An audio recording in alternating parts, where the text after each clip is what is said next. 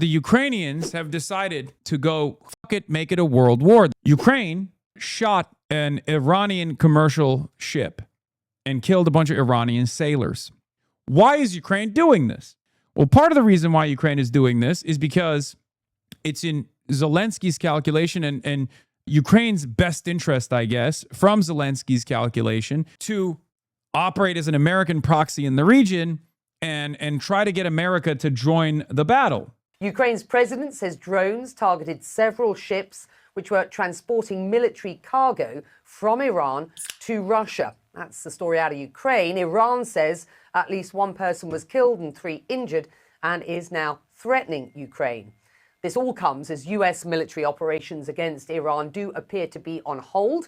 But despite the US signaling new diplomatic efforts, Tehran insists Washington will not determine the timing of this war. Here is Hamid Reza Azizi's take on this. Will Iran and Ukraine enter a direct conflict? Ukraine's security service, the SBU, said on July 25th that Ukrainian forces struck an Iranian vessel transporting military cargo between Iran and Russia in the Caspian Sea. Later, President Volodymyr Zelensky said that Kyiv's forces had achieved very good results from long-range strikes in the waters of the Caspian Sea. Iran's foreign ministry said that the target was a commercial vessel and that the attack had killed 1 sailor and injured another.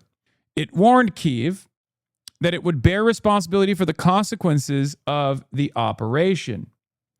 The episode has prompted a range of interpretations among Iranian experts and analysts. Some believe that Ukraine's action was a part of an effort by Zelensky to demonstrate both his capabilities and his value as a partner to the United States. The prevailing view, however, is that the operation could not have taken place without at least a green light, if not direct guidance, from the U.S.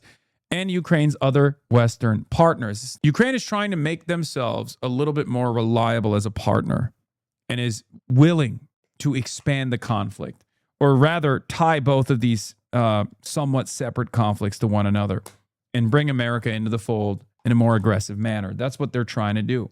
Mark Ames says Zelensky knows that Ukraine's only path to victory against Russia is direct NATO and U.S. involvement. Joining the U.S.-Israel war on Iran is Ukraine's best shot at World War III. Tridapar says Ukraine is not trying to just enter the war with Iran. Rather, it appears it is trying to merge the Ukraine war with the Iran war. I agree with this assessment. Why? Because if these two wars merge, Ukraine will be a belligerent in the Iran war and America will be a belligerent in the Ukraine war. That is the key objective Zelensky has tried to achieve since 2022. Do you think it'll work? I don't know. Unfortunately for all of us, I have a policy of not making assessments, not conducting analysis on the basis that world leaders are crazy. But unfortunately, world leaders are fucking crazy. Donald Trump is an insane person. Vladimir Putin is an insane person. And seemingly Zelensky is getting just as insane. It's very difficult to make this assessment, to conduct sober analysis on events like this when the top minds that are making these decisions are not listening to sober analysis. Now, notice how I don't say Iran is doing that, because Iran is still very restrained.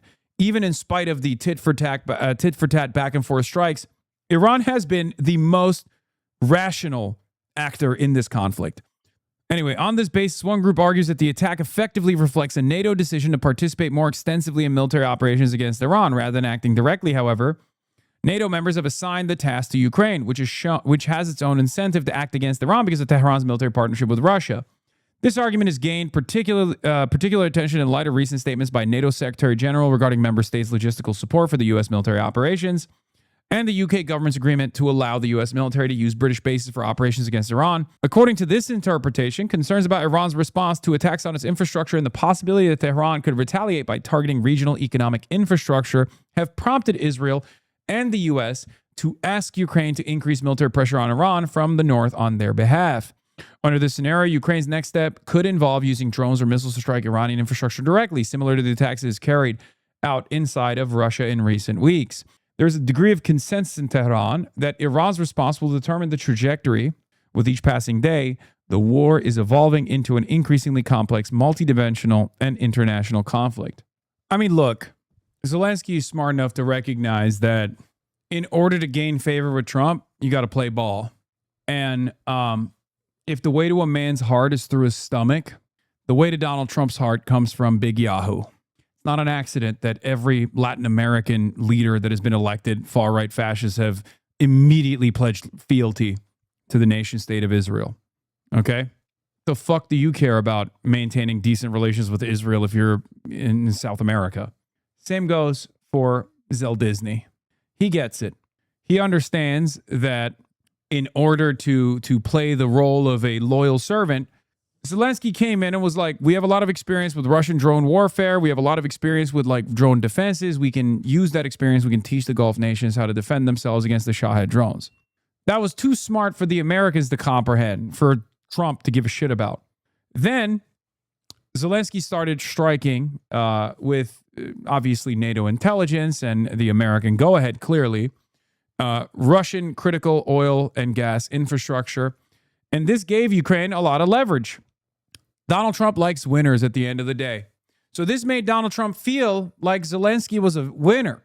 And he's just leaning into that now by trying to become more active in Israel's ambitions against Iran. It's that simple.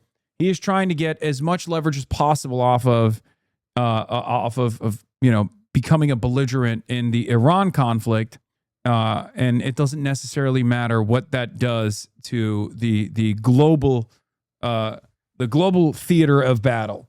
It ties the Russian and Ukrainian war, the Russian invasion of Ukraine, with America and Israel's war against Iran.